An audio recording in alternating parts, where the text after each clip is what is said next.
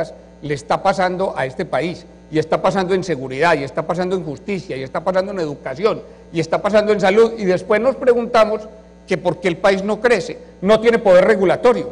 Hablamos de la energía, pero no hablamos de las telecomunicaciones. Allí también se necesita competencia. Ahí van despacio, pero muy despacio, o sea, con el perdón de ustedes, van muy despacio todavía. Y esas cosas son importantes, porque ese es un sector muy dinámico de la economía mundial, el más dinámico de la economía mundial. Les voy a contar una cosa que a veces se pasa. Anoche me senté con unas cifras del Economist a mirar los temas de Internet. Resulta que la penetración del Internet en Brasil es 33% y la de México es 22%. Eso significa que en Brasil ya van llegando a las 70 millones de personas con acceso a Internet y en México 25. Entonces yo me pregunto, o están llegando a 25, no han llegado a 25. Entonces, ¿cómo no va a ir Brasil mucho más adelante si ya Brasil tiene 70 millones de personas y México apenas tiene 25? Entonces, eso es lo que explica las cosas que están pasando. Y eso se ve como un tema chico. No es un tema chico, es un tema gigantesco. O sea, estar atrasado de esa manera, de que aquí haya 22% y en Brasil haya 33%, eso demuestra que aquí no están haciendo la tarea y que las telecomunicaciones están atrasadas y que no hay un cubrimiento de Internet y que eso va a atrasar este país, porque si alguna cosa atrasa a un país en el mundo hoy es no tener redes de Internet. O sea, esa es la esencia del progreso hoy. Moisés, tú hablas con la administración de Obama, vienes de Davos, del Foro Económico Mundial, te citan a las juntas de todas estas compañías. ¿Cómo se ve México desde afuera? O sea, digamos, ¿cómo se ve México desde Washington, desde afuera? ¿Cuál es la percepción que hay sobre México? Bueno, para la administración estadounidense, México es una prioridad. Yo no había visto tanta atención sobre México en Washington desde el Tratado de Libre Comercio. Y ustedes saben las razones. La razón esencial es la violencia, el hecho de que está empezando a afectar, se está desparramando la violencia de acá en las ciudades de Estados Unidos. Hay una toma de conciencia por parte del gobierno. Yo creo que aquí hay algún miembro del gabinete de Obama una vez a la semana que viene de visita a ver cómo manejan el tema de la violencia y de los narcotraficantes. ¿Nada bueno? ¿Perdón? ¿Nada bueno? En estos momentos el sector público, la administración de Obama está concentrándose en ayudar al presidente Calderón en la lucha contra los carteles del narcotráfico.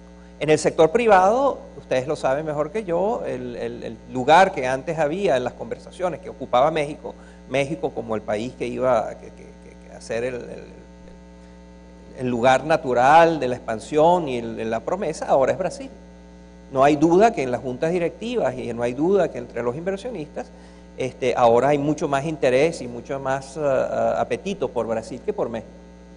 Ahí la buena noticia es que ustedes saben que estas cosas suben y bajan y cambian y no es imposible imaginar que dentro de 5 años la cosa cambie y otra vez México, si hacen parte de estas tareas y pueden ocurrir todo tipo de cosas que hacen que México otra vez vuelva a estar en la prioridad de los inversionistas. Ahora, esa situación en que está México es por la falta de crecimiento, no es por ninguna otra razón. Aquí no está pasando nada malo, distinto a que no ven esta economía crecer, a que no ven en los mercados crecer. Por el contrario, el que en Latinoamérica, que esa es otra cosa que está pasando y que está rezagando a México, mientras las monedas de Brasil y de Chile y de Perú y de Colombia y de Uruguay se están revaluando aceleradamente, y sobre todo el real, en México hay devaluación y eso en temas de mercado va produciendo un impacto enorme. Yo estaba en estos días en una reunión del Economist en Brasil y estaba sentado el señor de Fiat aquí y el señor de Intel allí y el señor de General Electric allí y el señor de Intel dijo: para nosotros hoy el tercer mercado del mundo en computadores es Brasil.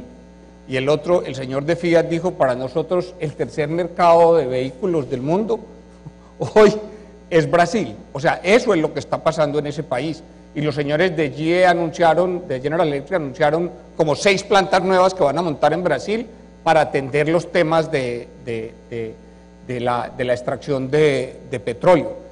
Entonces, eso es lo que está pasando y a lo que este país tiene que mirar, y este país tiene que mirar esos ejemplos. No puede seguir diciendo, no, es que nosotros somos Norteamérica. No, México no es Norteamérica, puede que Monterrey sí, pero México no es Norteamérica, o sea, en eso no se equivoque. En todo caso, porque está pasando una cosa muy grave. La única fuente de crecimiento que México tenía era el Tratado de Libre Comercio, pero no tiene más, porque los niveles de inversión de México son muy bajitos y se cayeron después de la firma del tratado. Lo dice un acuerdo del New York Times de hace 2 semanas. Dice con toda claridad que la inversión en México, yo no he testeado eso, pero que la inversión en México cayó después del Tratado de Libre Comercio. Aquí en México, fuera del Tratado de Libre Comercio, en realidad no ha pasado nada. Remesas. Las remesas, sí, las remesas son el otro factor de crecimiento, pero ya dejó de serlo, porque dejó de crecer. Y eso es todo. Este país necesita fuentes de crecimiento, necesita más inversión pública, necesita más inversión privada, necesita reformas estructurales, o si no, no va a crecer, porque es que el mundo de hoy es muy competido. México está perdiendo muchos empleos con China, todos lo sabemos. El mundo de hoy es muy competido y si México no se aboca a la tarea, y además les quiero decir una cosa, usted sabe que a mí me preocupa mucho esos índices de competitividad que salen de Davos y de otras instituciones. Se volvieron una manera de que el sector privado no critique al gobierno. Ya es como completamente aséptica la crítica. En vez de decir el secretario de Obras Públicas es malo, dicen que los índices del transporte de México bajaron 2 puntos. Eso no dice nada. O sea, se ha perdido el sentido de la crítica, que aquí en este país nunca hubo mucho porque el PRI no dejaba, pero ya en los tiempos, aquí no hay realmente una crítica severa para hacer que esta sociedad y este país se mueva. Se ha vuelto muy aséptica la crítica del sector privado al gobierno y entonces no está pasando nada. Y este país no se está moviendo como se debería mover, tiene un potencial enorme. Yo estoy de acuerdo en Brasil también hacen muchas cosas mal. Los puertos de Brasil son mucho más malos que los de México, las carreteras de Brasil son mucho más malas que las de México, la educación primaria de Brasil es un desastre, es la peor del continente. O sea, allá problemas tienen gigantescos, tienen un Estado gigantesco, ¿sí? A diferencia de acá que la recaudación fiscal es 11%, allá es 36%, ¿no? Entonces, todo lo contrario, tal vez el exceso, como decía anoche Cedillo, allá es... Ellos también tienen muchos problemas y ellos se van a atascar, Moisés, pero han hecho cosas bien y eso es lo que les está permitiendo crecer. Tú hiciste una columna que se llamaba Brasil sí, México no, o un título así parecido. ¿Por qué no nos cuentas cuál es la teoría que tenía esa columna? No, era esto que acabo de decir. Esa columna simplemente reflejaba el hecho de cómo habían cambiado las cosas y que hasta hace poco México era el lugar preferido, era el ejemplo que se daba para muchas cosas, y ahora es Brasil. Y Brasil con una larga lista de temas sobre los cuales ha sobrepasado a México, inclusive en términos de geopolítica, ¿no? En la crisis de Honduras, por ejemplo, México ha tenido que ser un protagonista importante y México estaba desaparecido. Y entonces, ¿cómo es que Brasil termina siendo el jugador más, el actor más influyente en una crisis que le pasa al lado a México, ¿no? Entonces hay como una desaparición. En el grupo de los 20, la voz que más resuena es la de Brasil. El grupo, en todas las grandes negociaciones mundiales de comercio, de medio ambiente, de finanzas, del sistema financiero internacional, el que está en la mesa es Brasil. ¿Qué tanto tiene que ver con la personalidad de Lula?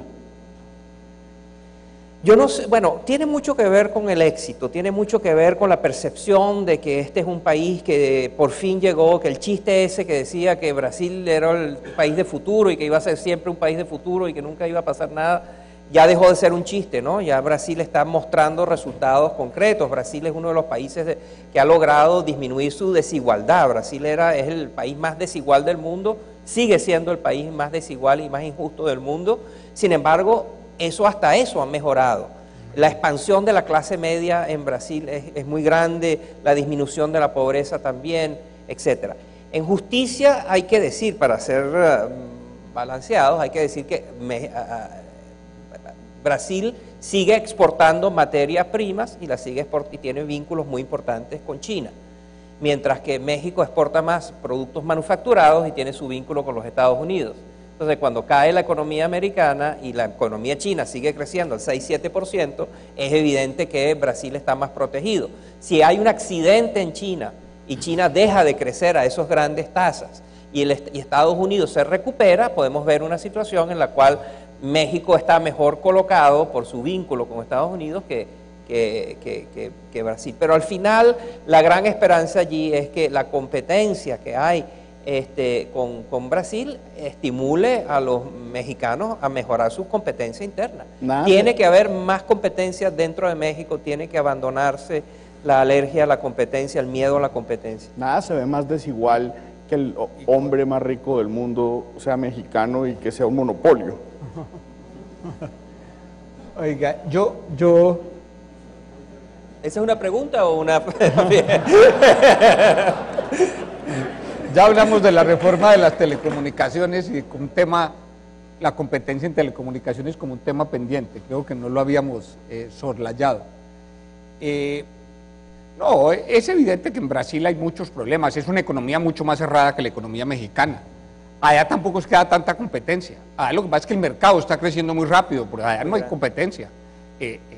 Ahora, hay una cosa que sí empieza a preocupar. Hay muchas empresas nuevas de México, de Brasil con mucha fuerza y que han crecido enormemente y que se han vuelto como Cemex o tan grandes o más grandes que Cemex en cosa de pocos años. ¿Lo tenía preocupado Cemex antes? No, esos fueron muy bienvenidos en Colombia, les va muy bien a los amigos de Cemex y a Lorenzo Zambrano. No, pero yo sí quiero decir que también aquí, salvo por el norte del país, el tema del emprendimiento y de las empresas nuevas y de las empresas grandes y de las empresas con voluntad de salir al mundo no es tan grande como el que está surgiendo en Brasil. La valorización de las empresas de Brasil es gigantesca. Hace una década el mercado emergente cuya bolsa valía más era México, que valía 13%. Eso se ha caído como al 5% y ya Brasil va en el 17%. O sea, es una cosa, una explosión.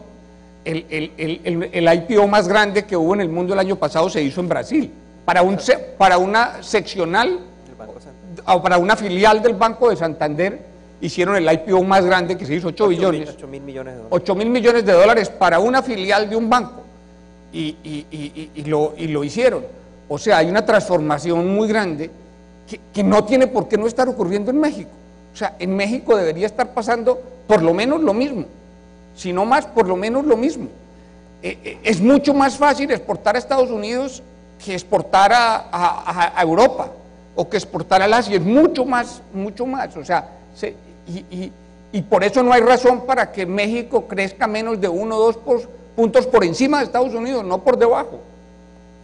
Aquí en México debería estar pasando lo que pasó en España, y lo que pasó en Irlanda, y lo que pasó en Portugal, que se metieron a la Unión Europea y empezaron a crecer más que Europa. Aquí no hay razón para que eso no esté ocurriendo.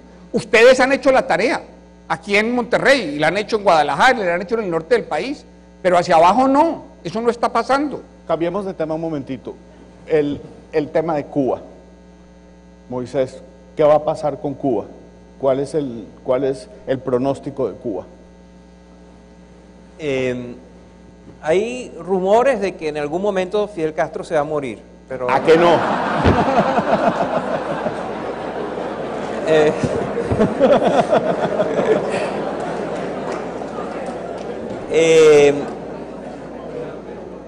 Lo otro que está claro, la economía está muy mal, está quebrada, a pesar de los apoyos gigantescos por parte de Venezuela, y no solo en petróleo, sino en una serie de otras cosas. La economía cubana está devastada, la economía cubana ha sufrido por la crisis financiera internacional de manera muy importante, el turismo europeo les ha caído a nada, las exportaciones de azúcar y de otras cosas también les han caído, la economía está peor que nunca. Creo que Raúl entiende que ya el modelo no es sostenible. Creo que a Raúl le gustaría mucho poder responderle a Obama cuando Obama le dice: ya yo hice el primer gesto, ya yo di el primer paso, ahora les toca a ustedes, den ustedes un paso y yo les voy a responder, pero ya yo di el primero, les toca a ustedes. Ese segundo paso no va a ocurrir mientras Fidel esté vivo. Y la impresión